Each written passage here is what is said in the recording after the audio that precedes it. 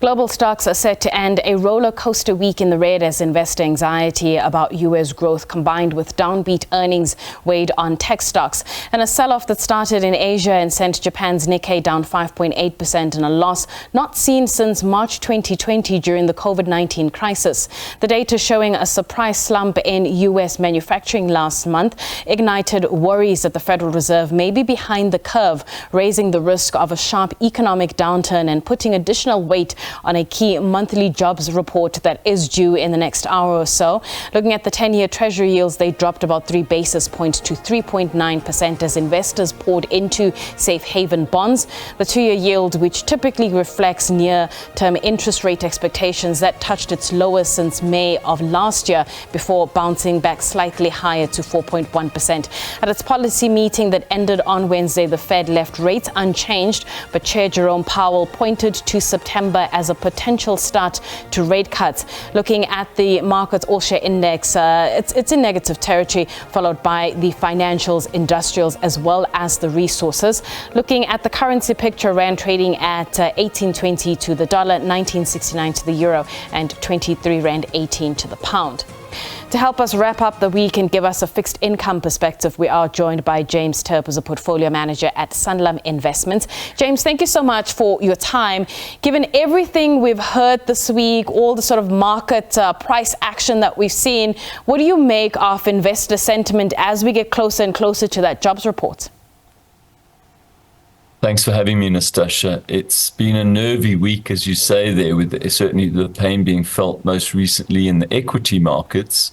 But for bond investors, and indeed the South African Rand, we've actually had quite a good week. And that's on the back, as you say, of some safe haven buying. You've seen those US Treasury yields come down quite sharply, 10s through 4%, as you say, into the low 390s.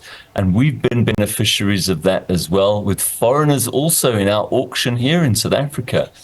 So it's been this theme, as you say, of risk aversion, getting out of equities, some worries over there. And quite right, this jobs number, which is something the Fed speaks about. The governor spoke in the FOMC of the dual mandate. Remember, they've got price stability in and also full employment as targets for their monetary policy.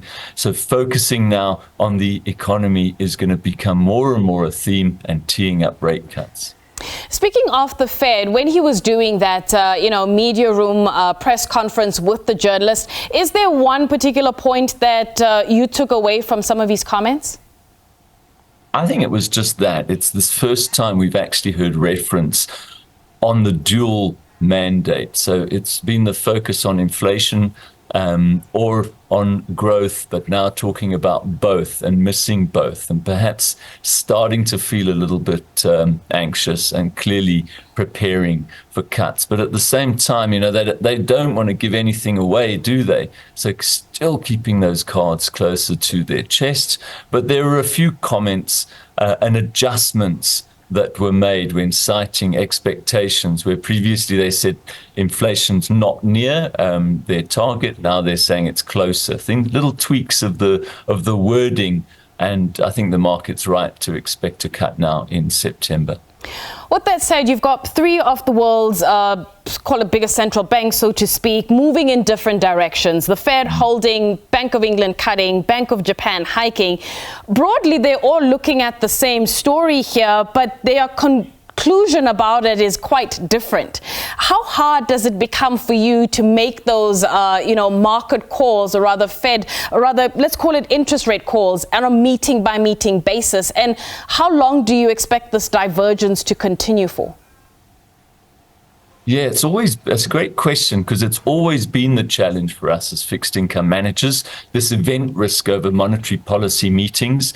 And now ever more, it's become a risk around the Fed, the world watching what the Fed's doing. And I find it really interesting. Take Japan out of the picture. Of course, they've struggled with deflation and different economic structure to most of the world. So they're hiking rates for fear of accelerating inflation, whereas, as you say, ECB, even BOE have cut, and the Fed on pause at the moment. But they're looking at get at inflation dropping quickly and trying to stimulate the economy to get this soft landing. But as you say, with these economies now moving ahead, we had yesterday the Bank of England. We also had the Czech Republic Central Bank cutting rates. So these central banks now moving irrespective of the Fed. And I think that's an indication of the strength of the US economy. I mean, we're expecting still 170-odd thousand jobs added for the last month in today's figure. So it shows the strength of that economy. But the rest of the world doesn't necessarily have that economic strength so they're looking at stimulating sooner, breaking ranks with the Fed. And you'll probably see the next move from us here is going to be down as well. I was going to talk to you about that next move. I mean, what have we learned so far about the inflation trajectory, and what does that then mean for the Reserve Bank? So going back to our MPC, they kind of sounded hawkish, didn't they? But if you look at the inflation adjustments, they were quite strong downward revisions to their inflation forecast. Though they cited the risks now to the upside, you've got to think they've moved it down. So that would be the case. So all of those actions, the two members voting for a cut, one vote away from a split decision, that's about as dovish as you can get without cutting rates, I would say. And so with our Sanlam economists forecasting year-on-year inflation to drop to 3.9% in October, I think as we approach those lower inflation reads here, it's going to be difficult not to cut rates. It's now the extent of those cuts that will be interesting and how quickly. And so that's what we'll be monitoring. But it's clearly fully priced for a cut now in September. Maybe people start talking more than 25 basis points out of both the Fed and the SARB potentially as being the next risk. Right, James, unfortunately, we've run out of time. However, I look forward to the next conversation as between now and September as we wait for two data points, or rather call it 4 data points coming out of the US. 2 jobs reports, one which we are going to be getting in the next hour, and 2 CPI reports. But that is James Turp, who's a portfolio manager at Sanlam Investments. We're going to take a quick break. When we come back, we have SME on Point.